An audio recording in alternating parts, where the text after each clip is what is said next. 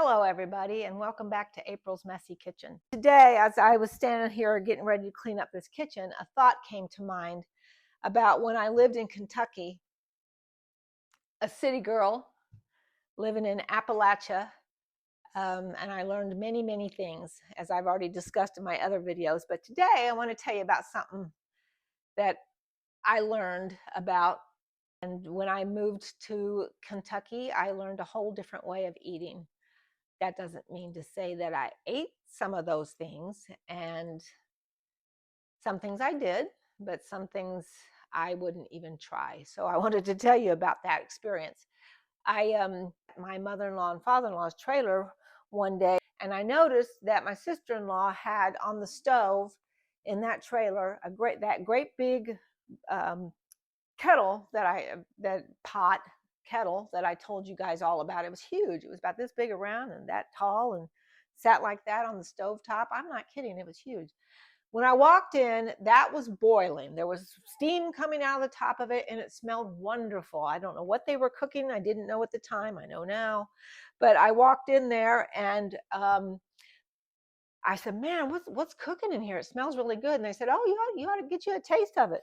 So I said, really? And they said, sure. And they started kind of sniggering and laughing amongst themselves. So I got a bowl and a fork, and I took the lid off of it, and it just smelled wonderful. And I dug some of the meat out, and I put it on the plate or bowl or whatever I had.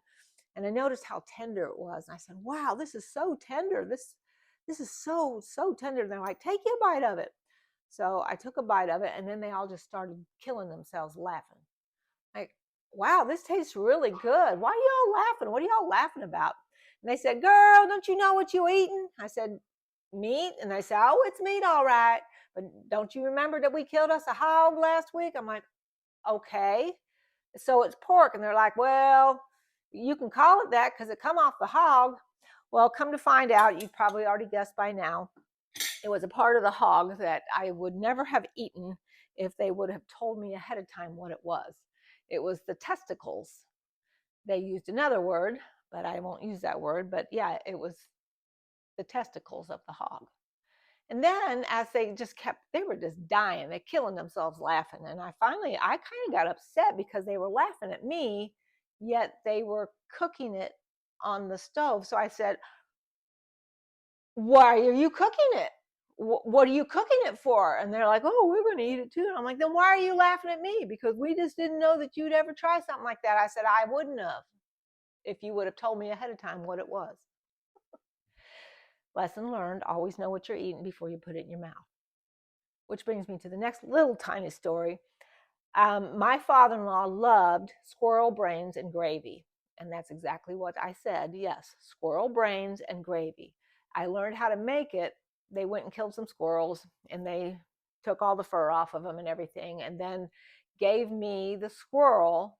And my father-in-law said, now just take that head and put it into a kettle of water and let it boil until all the bones you can take all the bones out. So the bones got really soft, so I took all the bones out. Didn't say I liked doing this, but the squirrel was already dead. And down there, they don't waste anything. When we lived there, we didn't waste anything. So I took all the bones and threw them out. Whatever was left was constituted as the squirrel brains. Boys! So I made a little gravy. He told me how to do it. He said, make a little gravy to put with that. And I've already told you guys how we made skillet gravy. It was a little lard, a little flour, and you mix those all up until it made a roux, actually. And then you put a little milk with it if you had it, or water, and you made a gravy.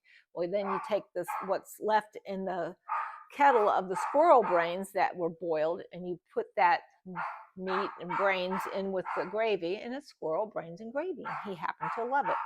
I never tasted that.